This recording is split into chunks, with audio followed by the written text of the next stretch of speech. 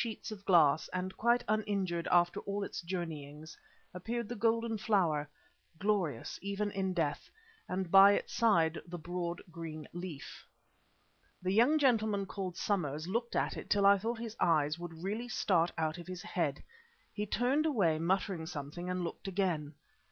"Oh, heavens!" he said at last. "Oh, heavens! Is it possible that such a thing can exist in this imperfect world? You haven't faked it, Mr. Quatermain, have you?" "Sir," I said, "for the second time you are making insinuations. Good morning," and I began to shut up the case. "Don't be offhand," he exclaimed. "Pity the weaknesses of a poor sinner. You don't understand. If only you understood, you would understand." "No," I said, "I am bothered if I do." "Well, you will when you begin to collect orchids. I'm not mad really, except perhaps on this point, Mr. Quatermain," this in a low and thrilling voice. "That marvellous Cypripedium. Your friend is right. It is a Cypripedium. It is worth a gold mine." "From my experience of gold mines I can well believe that," I said tartly, and I may add prophetically. "Oh, I mean a gold mine in the figurative and colloquial sense, not as the investor knows it," he answered. "That is, the plant on which it grew is priceless. Where is the plant, Mr. Quatermain?" "In a rather indefinite locality in Africa, east by south," I replied. "I can't place it to within 300 miles." "That's vague, Mr. Quatermain. I have no right to ask it, seeing that you know nothing of me, but I assure you I am respectable, and in short, would you mind telling me the story of this flower?" "I don't think I should," I replied, a little doubtfully. Then after another good look at him, suppressing all names and exact localities, I gave him the outline of the tale, explaining that I wanted to find someone who would finance an expedition to the remote and romantic spot where this particular Cypripedium was believed to grow. Just as I finished my narrative, and before he had time to comment on it, there came a violent knocking at the door. "Mr. Stephen," said a voice. "Are you there, Mr. Stephen?" "By Jove, that's Briggs!" exclaimed the young man. "Briggs is my father's manager. Shut up the case, Mr. Quatermain. Come in, Briggs," he went on, unlocking the door slowly. "What is it?" "It is a good deal," replied a thin and agitated person who thrust himself through the opening door. "Your father, I mean Sir Alexander, has come to the office unexpectedly, and is in a nice taking because he can't find you there, sir. When he discovered that you had gone to the orchid sale, he grew furious, sir, furious, and sent me to fetch you." "Did he?" replied Mr. Somers in an easy and unruffled tone. "Well, tell Sir Alexander I am coming at once. Now please go, Briggs, and tell him I am coming at once." Briggs departed, not too willingly. "I must leave you, Mr. Quatermain," said Mr. Somers as he shut the door behind him, "but will you promise me not to show that flower to anyone until I return? I'll be back within half an hour." "Yes, Mr. Somers, I'll wait half an hour for you in the sale room, and I promise that no one shall see that flower till you return." "Thank you. You are a good fellow, and I promise you shall lose nothing by your kindness if I can help it." We went together into the sale room, where some thought suddenly struck Mr. Somers. "By Jove!" he said, "I'd nearly forgot about that Odontoglossum. Where's Woodden? Oh, come here, Woodden, I want to speak to you." The person called Woodden obeyed. He was a man of about 50, indefinite in colouring, for his eyes were very light blue or grey, and his hair was sandy, tough looking and strongly made, with big hands that showed signs of work, for the palms were horny and the nails worn down. He was clad in a suit of shiny black, such as folk of the labouring class wear at a funeral. I made up my mind at once that he was a gardener. "Woodden," said Mr. Somers, "this gentleman here has got the most wonderful orchid in the whole world. Keep your eye on him and see that he isn't robbed. There are people in this room, Mr. Quatermain, who would murder you and throw your body into the Thames for that flower," he added darkly. On receipt of this information, Woodden rocked a little on his feet as though he felt the premonitory movements of an earthquake. It was a habit of his when anything astonished him. Then fixing his pale eye upon me in a way which showed that my appearance surprised him, he pulled a lock of his sandy hair with his thumb and finger and said: "Servant, sir, and where might this orchid be?" I pointed to the tin case. "Yes, it's there," went on Mr. Somers, "and that's what you've got to watch. Mr. Quatermain, if anyone attempts to rob you, call for Woodden and he will knock them down. He is my gardener, you know, and entirely to be trusted, especially if it is a matter of knocking anyone down." "Aye, I'll knock him down surely," said Woodden, doubling his great fist and looking round him with a suspicious eye. "Now listen, Woodden. Have you looked at that Odontoglossum Pavo, and if so, what do you think of it?" and he nodded towards a plant which stood in the centre of the little group that was placed on a small table beneath the auctioneer's desk. It bore a spray of the most lovely white flowers.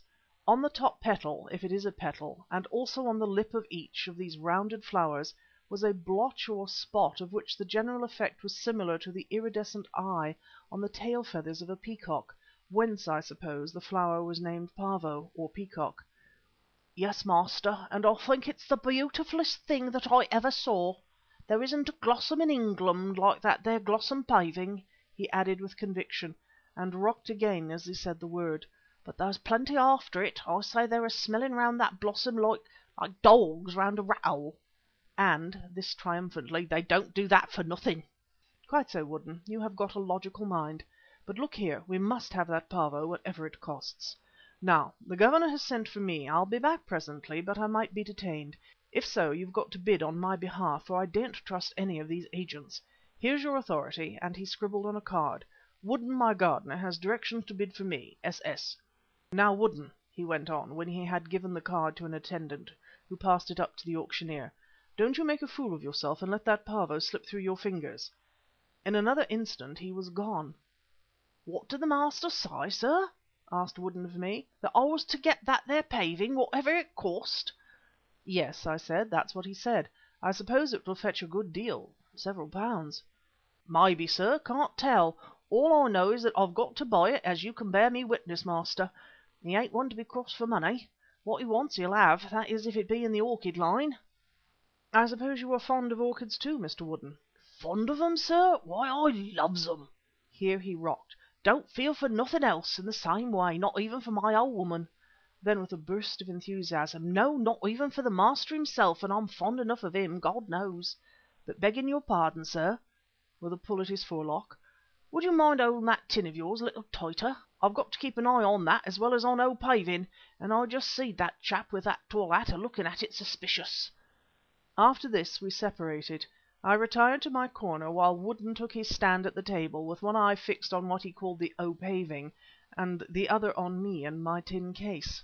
An odd fish truly, I thought to myself. Positive, the old woman; comparative, his master; superlative, the orchid tribe. Those were his degrees of affection. Honest and brave, and a good fellow though, I bet. The sale languished.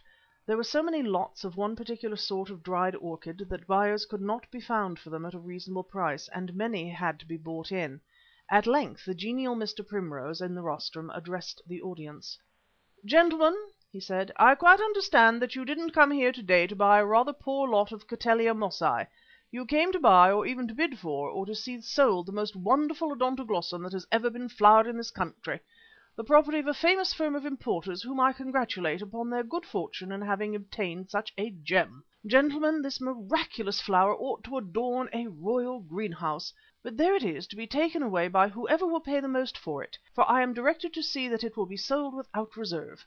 Now, I think," he added, running his eye over the company, "that most of our great collectors are represented in this room to-day. It is true that I do not see that spirited and liberal young orchidist, Mr. Somers, but he has left his worthy head gardener, Mr. Woodden, than whom there is no finer judge of an orchid in England," here Woodden rocked violently, "to bid for him, as I hope, for the glorious flower of which I have been speaking. Now, as it is exactly 1:30, we will proceed to business. Smith, hand the Odontoglossum Pavo round, that everyone may inspect its beauties, and be careful you don't let it fall. Gentlemen, I must ask you not to touch it or to defile its purity with tobacco smoke. 8 perfect flowers in bloom, gentlemen, and 4, no, 5 more to open. A strong plant in perfect health. 6 pseudo bulbs with leaves and 3 without. 2 black leads which I am advised can be separated off at the proper time. Now, what bids for the Odontoglossum Pavo? Ah, I wonder who will have the honour of becoming the owner of this perfect, this unmatched production of nature. Thank you, sir, 300. 4, 5, 6, 7 in 3 places, 8, 9, 10. Oh, gentlemen, let us go on a little faster. Thank you, sir, 15, 16. It is against you, Mr. Woodden. Ah, thank you, 17. There came a pause in the fierce race for O Pavo, which I occupied in reducing 1,700 shillings to pounds sterling. My word, I thought to myself, £85 is a goodish price to pay for one plant, however rare. Woodden is acting up to his instructions with a vengeance. The pleading voice of Mr. Primrose broke in upon my